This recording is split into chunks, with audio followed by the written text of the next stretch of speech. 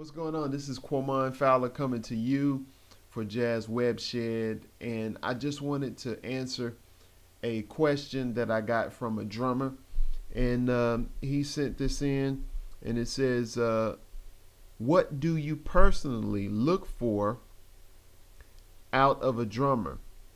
I ask this because oftentimes, as a growing musician, I often study a lot of music and drummers, but as a support artist, I think it would be beneficial to hear from a different voice to see what a horn player might think or need from his drummer, specifically in the jazz realm.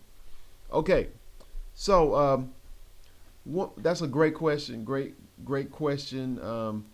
I'll give some insight from the perspective of a saxophone player, a melodic instrument. One of the things that I really like with the drummer is the support from the groove, and really to be able to feel like I'm supported, like a bowl supporting cereal. Everything is contained within the bowl. And I always say this a lot when I explain stuff to musicians, where it's like you need to be able to have freedom to move around, but it should be able to be contained within that space. So if you got a tempo, the tempo usually is constant.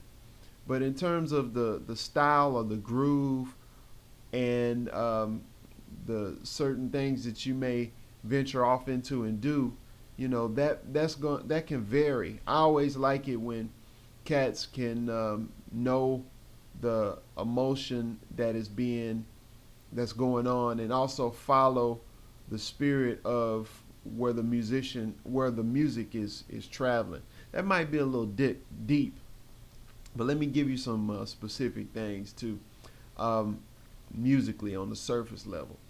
One of the things that you want to pay attention to as a drummer is melody.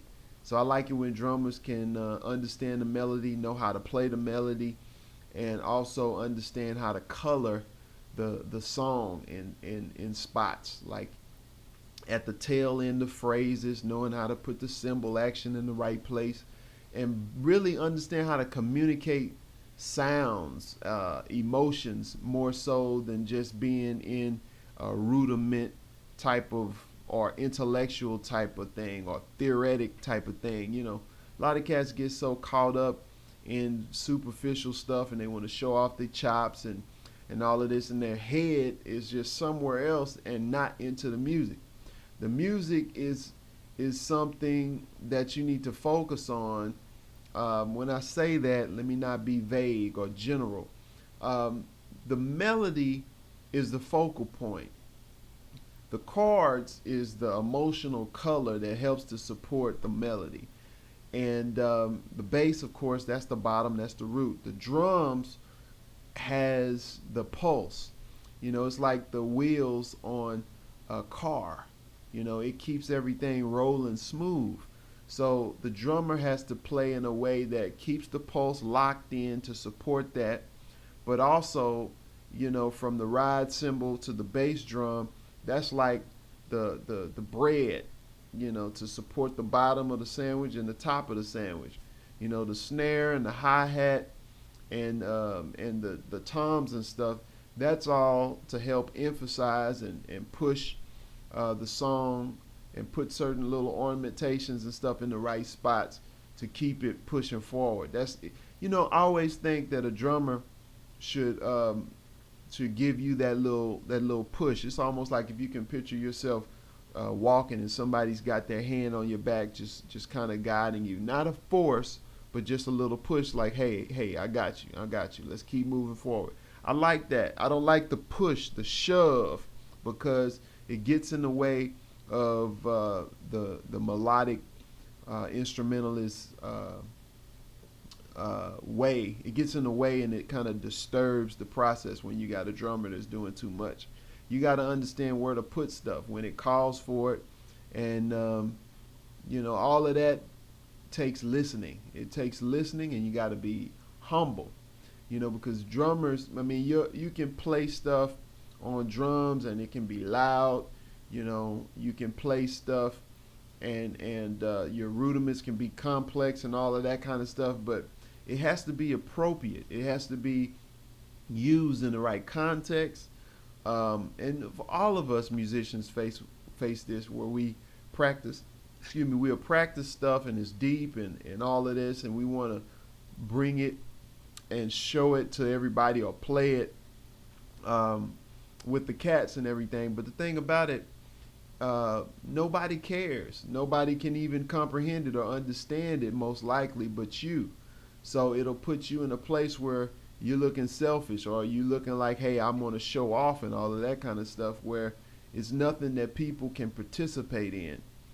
So it's very important for us to be able to connect some melody in what we do. And you can put the hipness or the more intellectual stuff or the more deeper stuff, you can put it in there, but you got to present it in a fashion where you can take people along to arrive at a climactic point where they can receive what you have to offer rather than just coming out, putting it all out there. And I've been there, done that. I've been so caught up in my own imagination where I just left everybody else hanging. I mean, we all go through that, but the most memorable songs or memorable moments is when we can all engage in the moment together and everybody's listening. And I like it when drummers can kind of hear that, hey, a groove needs to change or we need to go to another type of feel.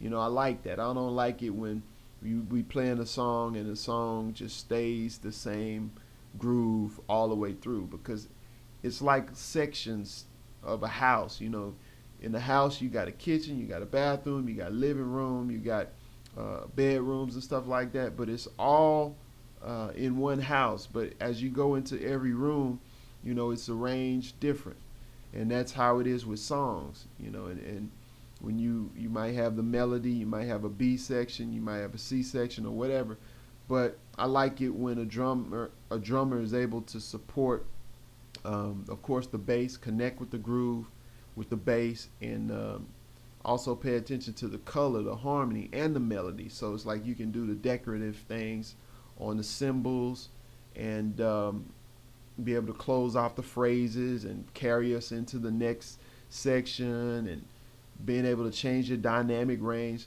So it's a lot of different things that that go into it. But one of the things that you want to do, the main things, is just listen.